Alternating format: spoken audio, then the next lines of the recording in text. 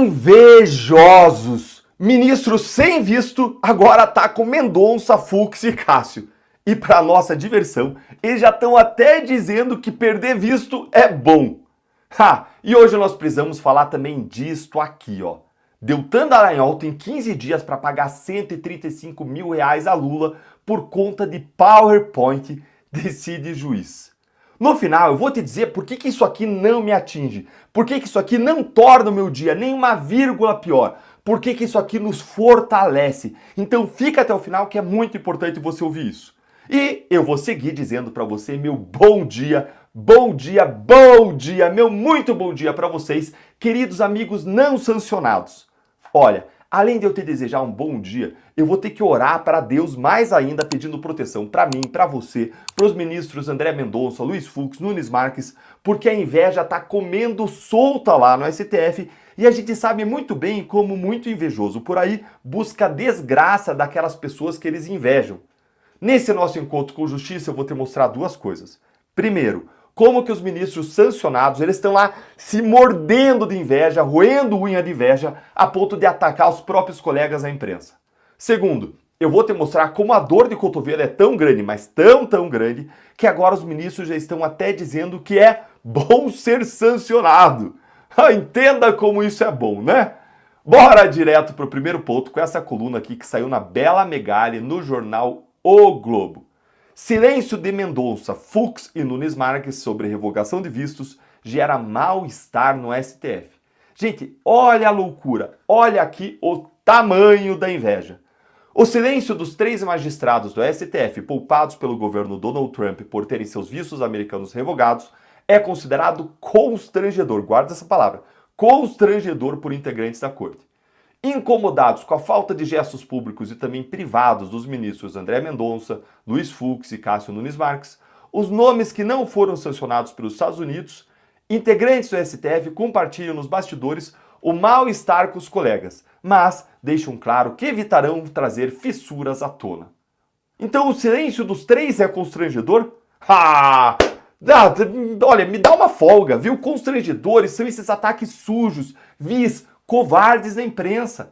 Constrangedores são os ministros que falam demais à imprensa, que dão dezenas de entrevistas, inclusive pré-julgando os casos e falando de casos em julgamento, que é proibido pela lei da magistratura. Constrangedores são os abusos de poder, as censuras, a perseguição, a destruição de famílias e de vidas. Tudo isso sim é constrangedor. E não os ministros que agem com decoro, como se espera de um juiz e que não praticam abusos. Que baixaria é essa? Vocês queriam o quê? Que Mendonça, Fux, Nunes Marques fossem se jogar na fogueira pelos abusos praticados por vocês, outros ministros? Quem em sua sã consciência bota a mão no fogo por Alexandre de Moraes e seus abusos? A gente sabe até que tem gente aí no STF que faz isso, né? Mas é de se duvidar se faz em sã consciência ou se tem alguma coisa errada aí acontecendo por trás. Que absurdo, que baixaria, falta de dignidade, que coisa feia essa inveja desses ministros que estão na lama e que querem arrastar os outros pro chiqueiro junto com eles. Gente, olha o tamanho da inveja, olha que sentimento horroroso. Com o STF na mira de Trump e os ministros ameaçados de sofrer punições, a ordem é fortalecer o espírito de corpo e priorizar a unidade do tribunal. 3 ministros, que estão na lista dos vistos cancelados pelos Estados Unidos, relataram à coluna que não receberam nenhum gesto de solidariedade de Mendonça, Fux e Nunes Marques, nem de maneira reservada. A coluna apurou, no entanto, que ocorreram algumas conversas pontuais, como a de Fux com o presidente do STF, Luiz Roberto Barroso. O silêncio é eloquente. Quando 8 de 11 ministros de uma corte sofrem sanções e os únicos 3 que não estão entre os punidos não se manifestam, há um cenário de total constrangimento, resumiu um magistrado. O silêncio desses ministros diz muito mesmo. Diz que eles não concordam com os abusos praticados pela maioria dos integrantes da corte. Se eles achassem que as punições aplicadas aos ministros são injustas, as punições do Trump contra os 8 ministros são injustas, se eles achassem isso, eles estariam gritando com os outros. Iam estar falando abusos dos Estados Unidos, violação da soberania. Aliás, já vou fazer nessa semana um vídeo sobre o que é violação de soberania e o que é soberania. Gente, além de tudo, essa maioria de 8 ministros aí é egoísta. Porque se eu fosse um desses ministros e eu acreditasse de maneira honesta que eu estava fazendo a coisa certa, eu não ia ficar pedindo para as outras pessoas que discordam se sacrificarem junto comigo.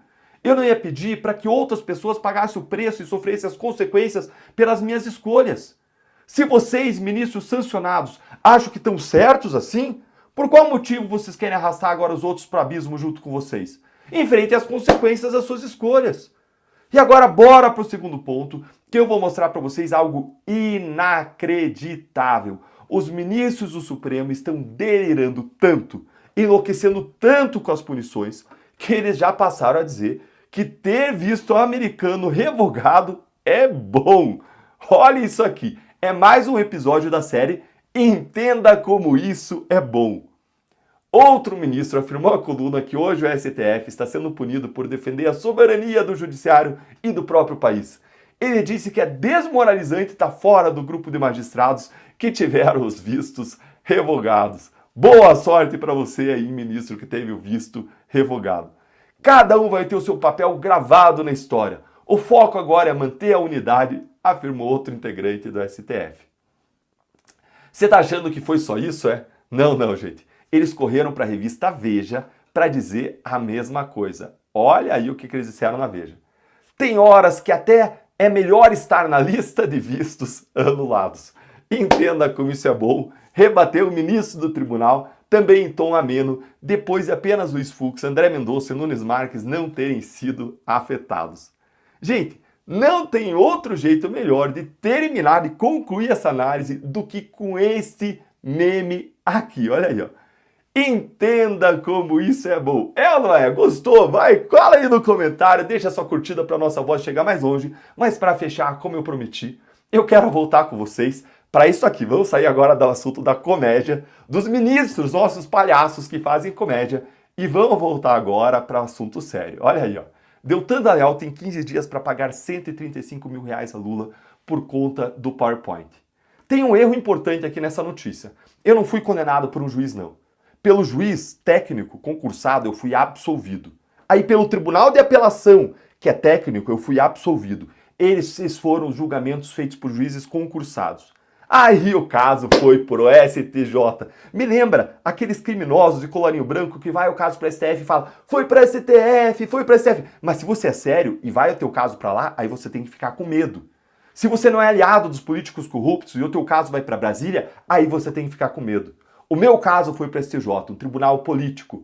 Meus advogados disseram que era impossível ser condenado no STJ porque o STJ teria que ir contra todos os precedentes anteriores do próprio tribunal, que não pode rever fato e prova, que o próprio tribunal já tinha decidido, inclusive o Supremo tinha decidido em precedente vinculante que uma ação contra essa nunca ia ser contra mim, pessoa física, mas só contra a União e eu jamais seria processado, ou seja, meus advogados me deixaram tranquilo. Mas aí adivinha o que aconteceu? O tribunal político me condenou. E eu faria de novo 1000 vezes a mesma coisa. Mesmo sabendo que seria condenado por um tribunal político, eu faria 1000 vezes de novo se eu tivesse 1000 vidas. Eu repetiria e eu repetiria, porque é preciso colocar na cadeia e não na presidência aqueles contra quem surgem fortes provas de corrupção. Eu fiz a coisa certa, eu não me dobrei ao sistema, eu não me arrependo. E quem deveria ser condenado são aqueles corruptos e aqueles que garantem aos corruptos a impunidade suprema. Agora, se você está preocupado comigo, eu quero agradecer você demais, de todo o coração. Mas eu quero dizer para você ficar tranquilo, porque mais de 12 mil brasileiros não me deixaram sozinho e protegeram a minha família de pagar o preço de eu lutar por justiça, num país em que os corruptos mandam. Mais de 12 mil brasileiros doaram, sem eu pedir, e em 48 horas, pequenos valores somaram mais de R$500 milhão. Isso mostra que nunca foi um trabalho individual, sempre fomos nós, em conjunto. Vocês são um milagre de Deus na minha vida. Vocês me fortalecem, vocês me inspiram a lutar ainda mais pelo nosso país. Todo o valor excedente ao valor da indenização vai ser doado a hospitais filantrópicos que tratam de crianças com câncer e com transtorno do espectro autista e eu vou prestar contas de todo o valor. Dessa forma, o que nasceu como uma injustiça vai ser transformado em um bem. Essa injustiça vai virar o bem. A tentativa de vingança de Lula vai ser revertida em solidariedade. nós vamos juntos concretizar o que Paulo disse na sua carta aos Romanos. Não se deixem vencer pelo mal, mas vençam o mal com o bem. Guarda isso aí no seu coração. Não se deixe vencer pelo mal, mas vençam o mal com o bem.